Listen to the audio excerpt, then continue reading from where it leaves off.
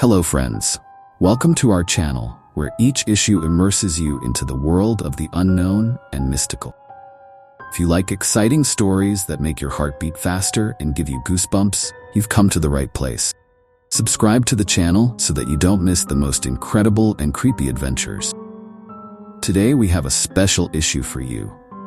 A story that starts as a simple trip turns into a real nightmare. Imagine that you are traveling with a fellow traveler who shares creepy stories, and suddenly something terrible begins to happen that makes you doubt reality.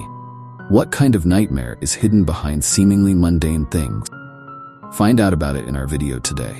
Fasten your seatbelts and get ready for the incredible. It happened not so long ago. I was coming home after a hike and hitching a ride. It was getting late, it was getting dark, and I was a little nervous. But soon a car stopped, and the driver offered to take me to New York.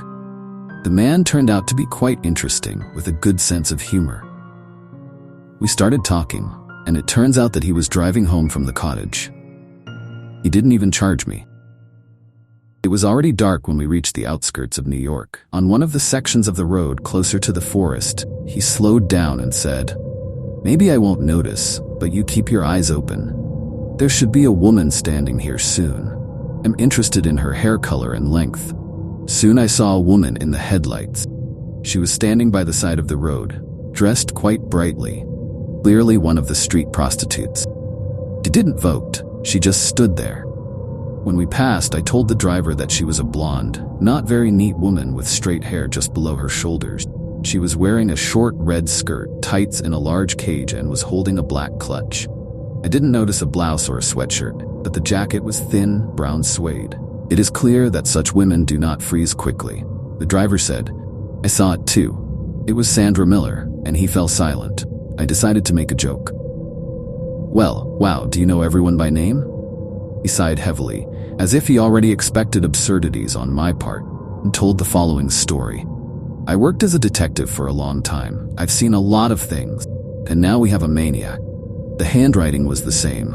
He killed prostitutes, no older than 30 years old. Most likely he used a knife, 2 precise blows to the heart. The corpses were discovered by accident. They were carefully buried in pre-dug pits. Only 5. All the victims were similar, but with different hair colors. We identified 3 of them, but not 2. Perhaps they are foreigners or completely missing." Then everything went quiet. And so a local man was found dead at the site of those pits, and a car was parked nearby. He died of internal hemorrhage and blood loss from human bites. The man was covered in bruises, his ribs were broken, and his organs were a chop, even on the back of my head. The investigators decided to compare the bites with the bite of the dead prostitutes, and yes, they belonged to the 3 killed. The connection was established. The maniac first killed women and then switched to men. The problems began when it became clear that one of the murdered women was standing by the side of the road, and their clothes and hair color were changing. The district workers recognized her as one of the victims, those who were identified and buried according to all the rules. The unidentified 2 did not appear. When they found another man, a trucker, with the same cause of death, it became clear that the maniac had access to such information. Internal investigations have not yielded results. Another man appeared on a business trip with similar injuries. The strangest thing was that there were plenty of traces of how he was dragged along the ground, but there were no traces of who did it. No fingerprints, shoes, or anything like that. Every time we received a signal that we had seen one of the victims, we went out with a group, found nothing. There are no traces. Someone said, "You won't do anything. Expect the murders to continue. These are not people, and not ghosts. It's much worse." Of course, we realized that it was something mystical. Information was transmitted through newspapers so that people would not stop at signals in the area. The night patrol has been strengthened, but the results have not changed. Over time, everything calmed down. No one else is missing. Case was never closed, and the search for the maniac stopped. Maybe the pimps were making a fuss, or it was some kind of guest performer. Time passed, and one day I was driving at the same time. I see Nina Quest standing there. I stopped, jumped out with a gun, and she wasn't there. I called the dog handlers. The dog didn't find anything. The bosses scolded me a lot for They said that he could have become another victim. Every 2 or 3 years we find dead men with the same injuries, but we can't figure out the connection.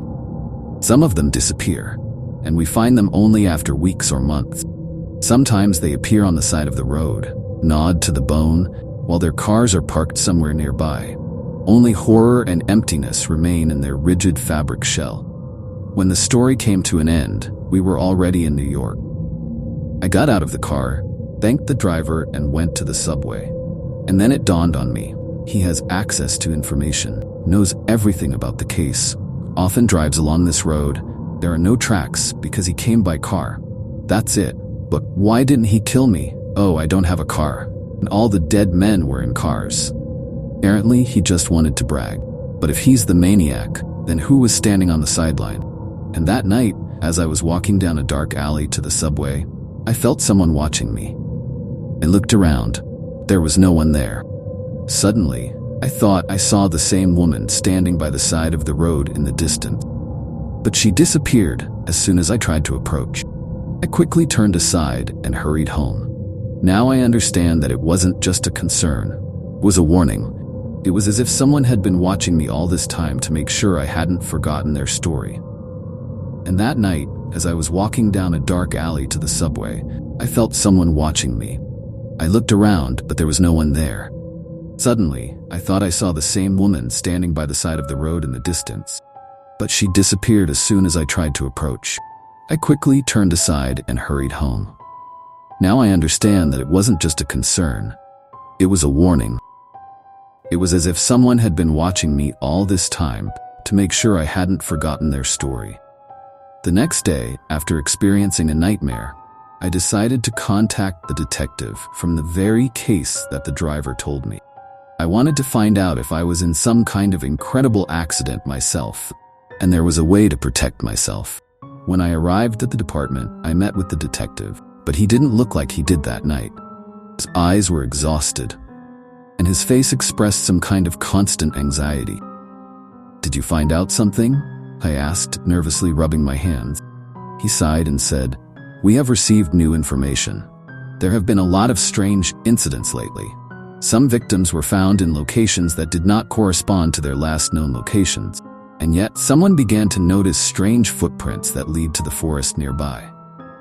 "And what about these footprints?" I asked, ready for any answer. "These tracks look like the tracks left by a large predator. But it's not really an animal, something that we can't explain yet. And that's the worst thing. Some people began to disappear in front of their loved ones.